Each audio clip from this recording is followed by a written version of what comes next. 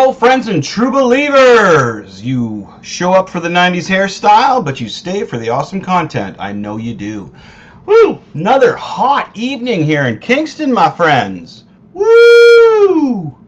I like it, though. I'm okay with that. I am Chris Machete Cochran, your favorite comic book artist slash cult leader. Is it a real cult? No.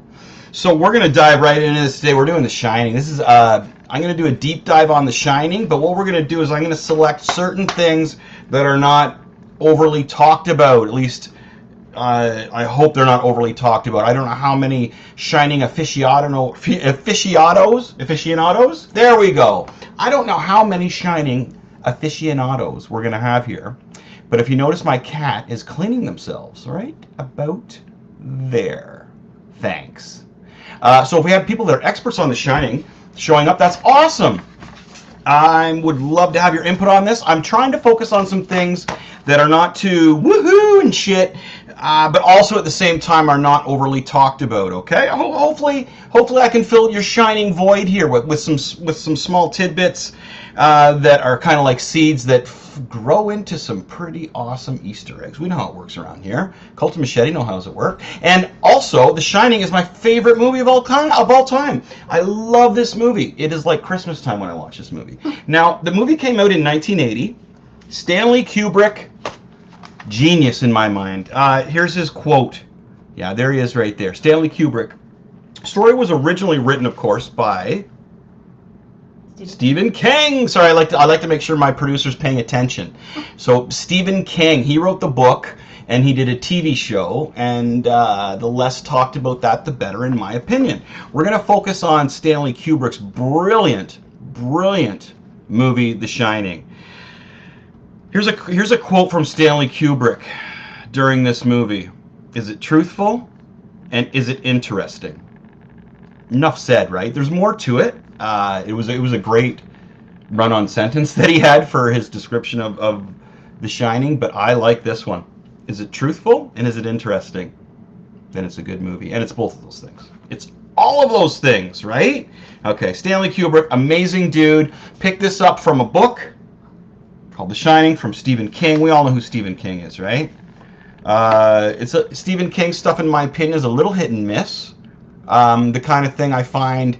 Now, not to offend any Stephen King fans, but just to defend my whole admiration for this version of Stephen King's kind of vision, is that I find that Stephen King has some of his stuff is lacking in some of his stuff, not all of his stuff. He's got some brilliant things out there. But I find 50% of it, you go in for the ending, and it's just, I don't know.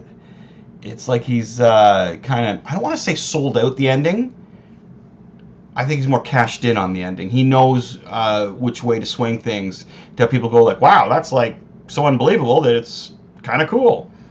So I've been kind of disappointed with some of the endings, I'm gonna say. But what a brilliant guy to come up with this to begin with. If it wasn't for Stephen King, we would not have this. So thank you, Stephen King. And he's come around now, of course. He's come around now. Now, this movie came out in 1980. I was probably 9 years old at the time. I watched it for the first time. See, I don't actually remember, but I'm thinking probably when I was 11 years old, 12 years old. And I remember watching it. Like, I remember the whole deal. I remember sitting downstairs on the couch and watching it. There was commercials. It was the TV. It was the TV version of it, so it was probably some stuff cut out. But again, I was really young. Again, you're 11 years old, man. Holy cow. So anyway, my point is, what I got out of this movie the first time I watched it was a dad that lost his shit and killed everybody. Because I'm 11, right? I didn't read into all the little je ne sais quois that are going on in this music or this movie. I didn't peer behind the magic curtain, as you say, with Stanley Kubrick. Of course, I'm 11 years old. If somebody's out there and is 11 years old and has cracked this movie, I want to meet that kid and I want to train them how to be a comic book artist. But when I was younger, I was actually attached to Danny. And of course, being closer to his age at that time, I really attached to Danny. And I also understood, being a huge comic book fan, I also understood the whole psychic power kind of visions aspect. Is there any kind of graphic we can show to like the blood coming out of the elevator kind of things. When Danny visions things and connects into his psychic, his telepathy, I got it because I was a huge X-Men fan at that time. Loved Marvel Comics, grew up on Marvel Comics, so I got that. But I attached to Danny more than anything, and I just got the point that my point was that there was this psychotic alcoholic dad that was trying to kill the whole family, and Danny was trying to save them because he was like a future X-Man. So that was my first original take on the movie, okay? Now, once I got older, of course, the more I watched, I've seen, man, I've seen that movie more than Star Wars. Shining is my favorite all-time movie. I can't even put a number on how many times I've watched it, because I've watched it 3 times this weekend. Or last weekend. Wow, how many times I watched Shining? Okay, I don't know. A lot. What we're going to do is we're going to dive into a few of the factors that I think not a lot of people have dove into. Now, this one is just starting to become evident, and this is the Beatles' Abbey Road connection. Let's take a look at the covers. Oh, look at this. This is brilliant. Thank you. Wow, my producer is on the ball tonight. So look at this. So obviously we have Abbey Road on the left screen. Top right, bottom right, we have the cast of The Shining from the opening. Do you get it? How cool is that? Do you get it? You got Ringo, Paul, Jack, the innocent one, John,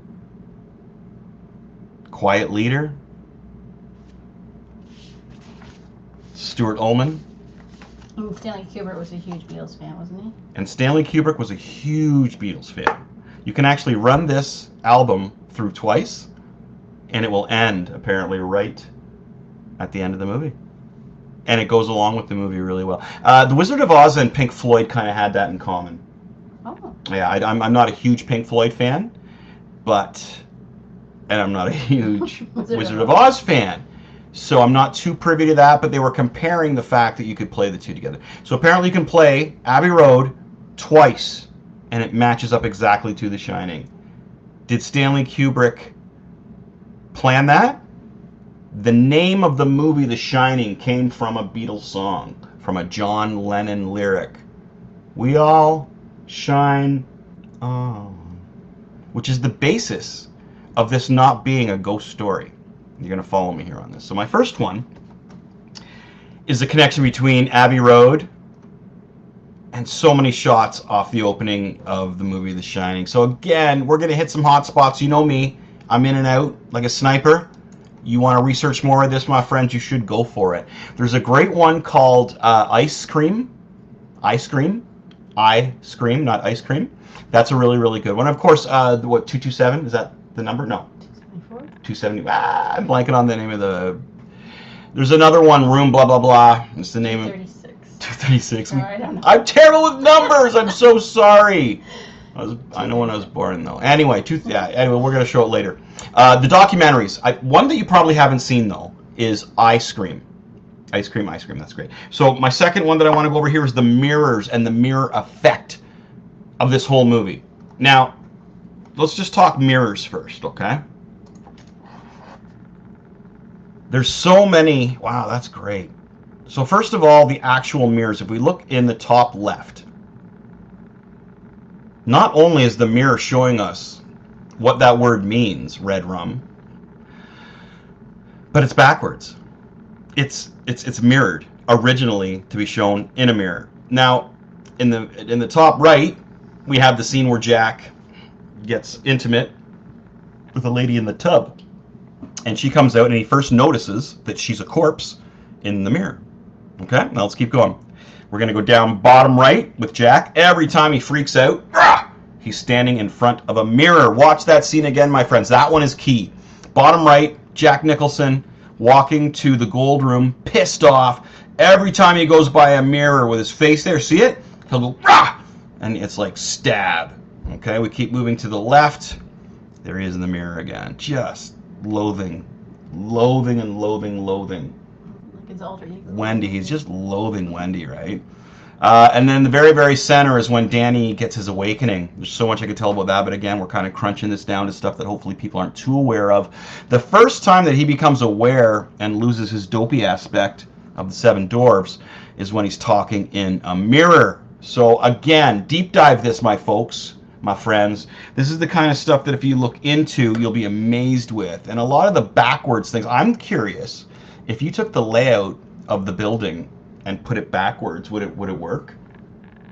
Because there's scenes where they go into Stuart Ullman's office. It's like there's a window there, it shouldn't be there. I'm wondering, and I don't have the brains to do it, but if you took the layout of The Shining, of the motel, and you turned it backwards, reversed it mirror-wise, would it work out properly? That's interesting. I'd like to check out that. Okay, so that's my number 2, is the mirror effects. The backwardsness. Oh man, you guys got to look into when Jack's in the mirror and people are using the mirror. It's in there so many times, and we've heard so many rad stories about mirrors being another dimension. Okay, let's move on to number 4. This one's cool too. What we're doing here is the snow poster. This one's near the beginning as well, and this is when young Danny is taking on the universe. Now you'll see the Ski Monarch poster in the top left, large, and then beside it, smaller. This is when the twins first physically, because he has a premonition about them, as we just were talking about. When he looks in the mirror, he sees the blood, he sees the twins, and then eventually he will see the combination of the two of them. Big shout out to that phone booth there, I gotta say, though. You don't see that much anymore on the foosball table beside it. But that Monarch poster, I've heard a lot of people mention a Minotaur. I'm not buying that one. This is one of my own that has been backed up before. Monarch is the term for mind control in Montreal, and this was, what was the code for this as well, right? MK Ultra. We did a special on this, because this was in Montreal. It's honestly like 2 hours away from where I live here. Monarch is the word for the company that was doing, the drug they were using is something to do with the whole mind control thing the government was working on with the MK Ultra. And if you kind of look into this movie a little more, not kind of, if you definitely look into this movie more, you're going to see that the house is mind controlling. It's trying to control Jack to sacrifice Danny to the house, because the house works off imprints. We hear from the beginning when Stuart Ullman is saying all the best people have been here, all the best. Queens, kings, royalty, presidents. Well, we now know in today's society what these people were doing behind the scenes. And Stuart Ullman also mentions how the building wasn't picked for its skiing or its entertainment. It was picked for its seclusion. What kind of crap went on behind these walls with these elite? We're starting to bleed this into what is happening now, which is why this is relevant today. The imprints that all these elite people left in this building are now fueling the house. Ba-boom. Mind control, Monarch, MK Ultra. Boom. Love it. Let's move on. Misinformation, my friends. We had some misinformation in this movie. Are you aware of the misinformation? 1, Jack gives the impression that he's quit drinking for a lot longer than he really has. Okay, and he admits it in this scene. 5 months. That's not what Wendy thinks. She thinks he quit drinking right after he assaulted Danny, which was a year ago, I believe. 2 years ago. Numbers are horrible with me. My point is, that's a lie. He explains how long he has really quit drinking for. It was 5 months. So there's one mislead. There's one misinformation that is in there on purpose. Okay. The next one is the Grady brothers. This one's brilliant. Do we have a shot of the Grady brothers? We got to bring up the Gradys. This is brilliant. This one here. The Grady brothers? We're just one of them. Just the Gradys. Here we go. Now check this out. We start the movie with Jack talking to Stuart Ullman. He's applying for the job. Stuart Ullman says, "Gotta mention to you, dude named Charles Grady." Charles Grady. Key. Charles Grady. In 1970, the year I was born, killed his daughters. Not twins, ages 8 and 10. Thank you for the picture in the bottom right, Lonnie, because this is going to come up. These are twins. This is Charles Grady that Stuart Ullman's talking about. In the photo with Jack right now is Delbert Grady. Look at Jack. You're a married man there, Delbert? Man, Jack Nicholson is awesome in this. This is one of my favorite scenes. Because he knows, he's like, wait a minute. I've seen pictures of you, I've read about you, which I will get into later. They don't say he's read about stuff, but he has. Jack's questioning him, like, wait a minute, I know you, but you're Charles Grady. You're not Delbert Grady. Then we find out that Delbert Grady killed his twins. Okay? Delbert Grady and Charles Grady are twins from different decades. Boom! I didn't know that one. I know! Boom! So, do we ever see Charles Grady? Is there a picture of him? I'm going to get to that. It's all in a book that was explained more in the book, in the Stephen King version. The Stephen King version, Jack found a big book with newspaper clippings describing what happened in the Overlook Hotel. In here, Stanley Kubrick hides that. But we do have proof that Jack has been reading. Okay, so he knows. Charles Grady and Delbert Grady are twins. Those are the daughters of Delbert Grady that Jack meets in the bathroom. Charles Grady, 1970. Kids were 8 to 10. Different. These are Delbert Grady's kids. Love that one. That one's awesome.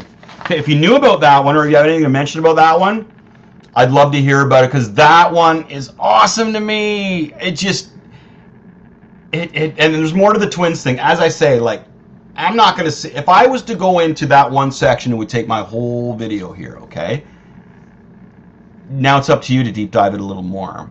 Do some research. I'm deep diving on things that I'm hoping my Shining fans, my Cult of Machete fans are not too privy of. Okay, let's move on to number, we got the mind control. Oh, man.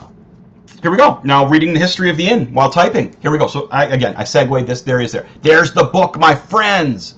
Dang, good job, producer. Look at that book. There is so much information, newspaper clippings, everything from the lady that he met in the shower and how she killed herself, or how Delbert Grady killed her, how Charles Grady killed his family, is in that book. Wham!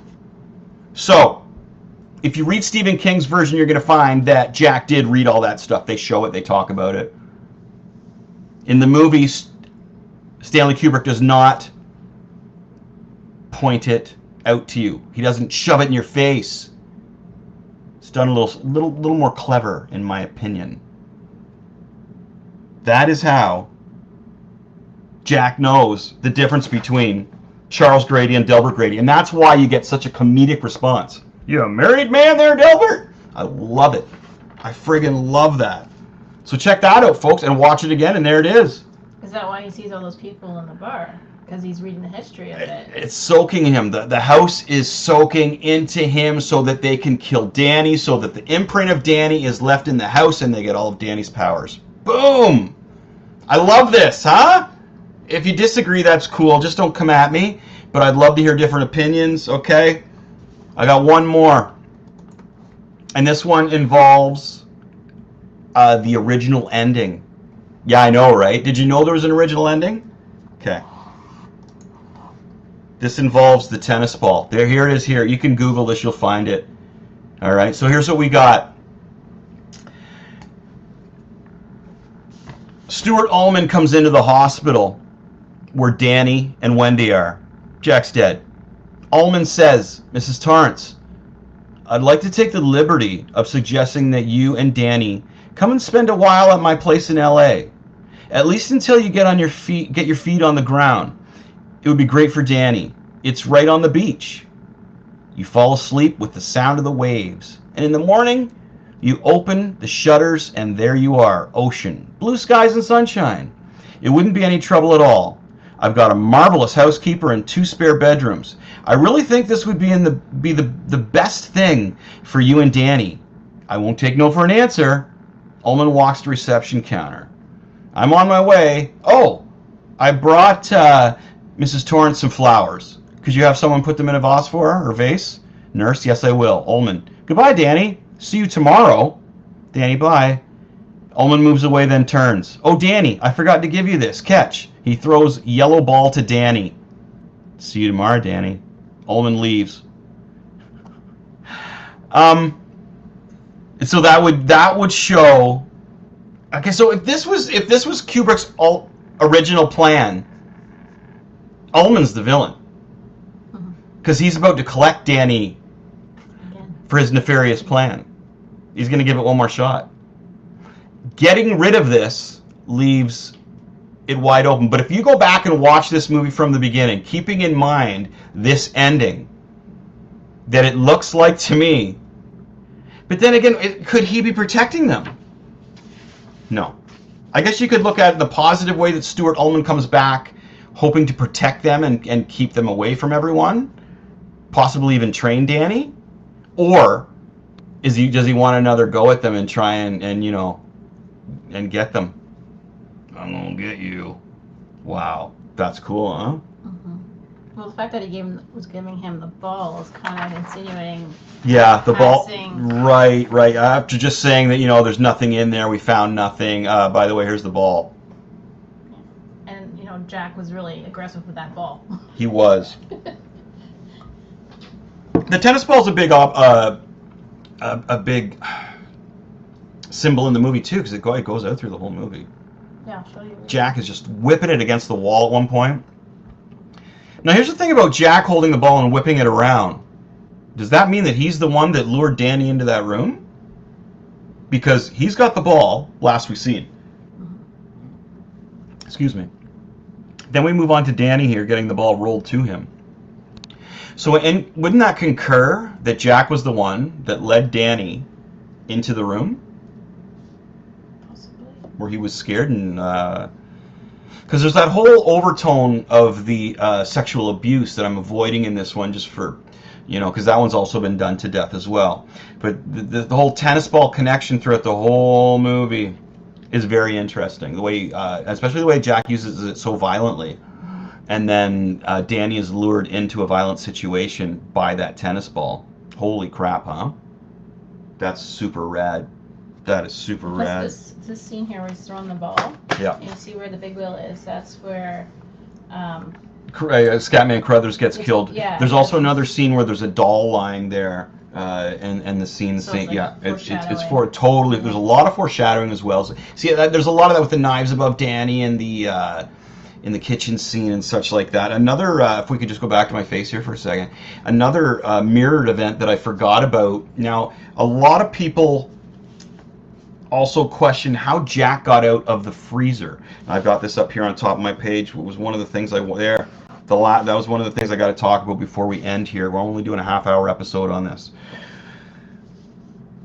He's in the freezer. He's stuck in there. He's talking to somebody, and he gets out. Now, when Wendy, Scatman Crothers, and Danny walk into the freezer off the beginning of the movie when they're getting the tour, and Scatman talks to him with his psychic powers, talks to Danny, they come out and everything's backwards.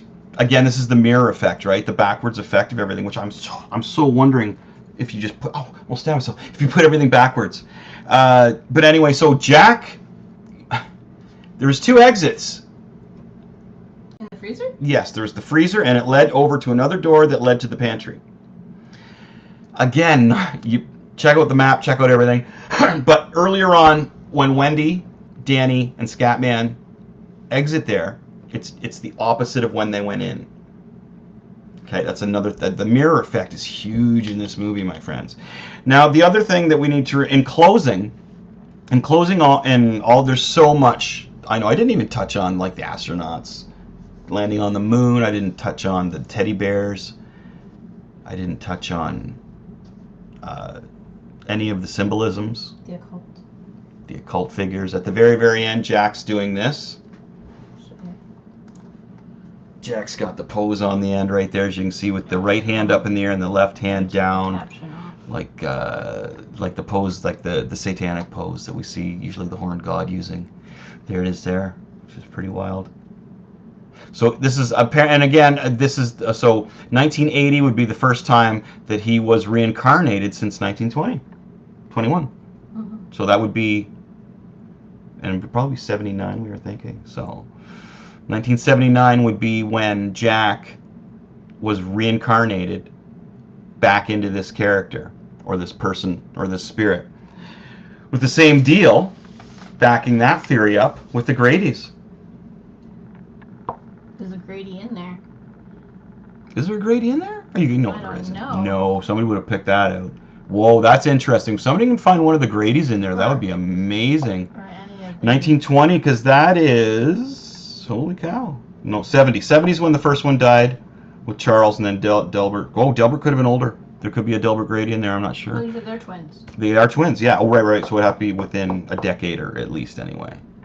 Okay, well, amazing stuff. Wow, see, I'm getting lost in it right now with all the lore. Now, is that his real? Is this a real picture? Well, no, because there is. You can see that there is an original out there with the person in there instead of Jack. The original picture's all there, but Jack's been taken out, and the guy that's in there he actually looks a little more awkward than Jack does. It's pretty funny. Okay, so it's superimposed.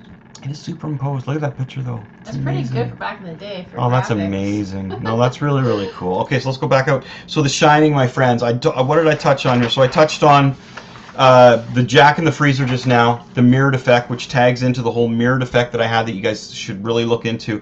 The Beatles, man. If you're a music fan, just check out the Beatles deep dives. Oh my gosh, they're amazing, okay? The misinformation that you're giving is straightened out eventually if you look into it. Hence, the Grady twins. Oh, that's such a good one. I love the Grady twins, okay? The tennis ball, following it through the movie and researching that new ending or the alternate ending, which I agree with getting rid of. I do agree with getting rid of. The snow poster, MK Ultra. Just look at one of my old episodes. You'll find out all about that one. Yeah. The typing, when he's typing and he's researching all the history of The Shining, of the motel. Wow, that answers a lot of questions too. Good one there. And yeah, thanks for tuning in, everybody. Stanley Kubrick is an amazing dude. And I love his movies. Him and Quentin Tarantino are probably my favorite. No, they are. They're my favorite. Two, with George Lucas coming probably in around there occasionally sometimes. I want to thank the Crier Media for allowing me to do these kind of deep dives and such like that. It's really, really awesome. I'm not going to do the homeless expose. I've decided to stay in my lane. Got some great advice. I just thought I would dive into it because it was affecting me, and usually the politics stuff doesn't really it's not directly in my face unless I'm shopping. The homeless situation was in my backyard, but you know what, folks? It's not my lane. So I was saying that I was going to do a big episode on them. I'm going to stick with what I know and what I do. The Cult of Machete stays in the lane. We do. What I have coming up. Man, we got October coming up, so I'm definitely going to do some deep dives on some horror movies. We generally do our top 5 or top 10 horror movies, but I've done that to death, so I'm not going to do that this year. Shining's kind of a horror movie. I just find it an amazing movie. I just find it like an amazing movie. So, I don't know, I got something brewing for everything that's coming up. We have some great stuff with Machete's Comics coming up. I just wanted to do a sole Shining episode on some subjects and topics within the movie that I feel a lot of Shining fans may not be privy to, and some stuff that kind of blew my mind. One last one, when it starts, the names that go in as because the movie starts and you got like your hawk view following the little yellow car. A tunnel comes up and you get Scatman Crothers' name going in, Danny's name going in, and the gentleman that plays Stuart Ullman's name going in. Into the tunnel. Are they the 3 folks that have the gift? Is that a secret message right there? Watch that one. 3 names go into a tunnel. Oh, that's a cool one too. I don't know. That's like something that could be in there. So much stuff, my friends. So much stuff. I would love to hear any other not obvious. We know there's scenes where the table's missing from behind, and I know how many times things were shot, and a lot of like the knives over top of Danny's head in the kitchen scene. There's a lot of stuff that we are privy to that's been done a lot. I'm trying to stay away from that. Give me some stuff that will blow my mind, or comment on the stuff I put in there. Agree, disagree? I think everything's really rad that way. Again, thanks to Crier Media. Check out machetecomics.ca for all my rad comic books and artwork, and you can go to us on YouTube. What's the YouTube? Chris Machete? Mm-hmm. Yeah, Chris Machete on YouTube. Check out all my videos on there, music videos, these kind of videos, podcasts. And I have a lot of appearances coming up, but it's not about that today. Today's about The Shining. So thanks for tuning in. Cheers. My best advice to give everyone right now is to stay in your lane. That was given to me, and I was like, I loved it. Stay in my lane. I got a lot going on in my lane. Okay. Peace, love, Be good to yourselves and each other. We're showing this. Oh yeah, we got one more thing to show you. Sorry, yes we do. So The Shining is so awesome that it's influenced a lot of things. Check this out. Oh no, it's just...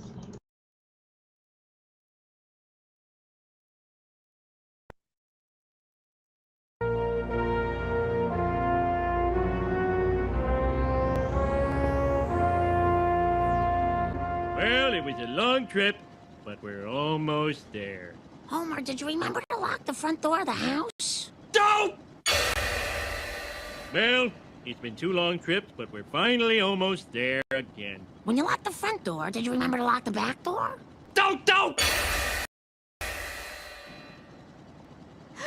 Oh no! We left Grandpa back at the gas station. What about Grandpa?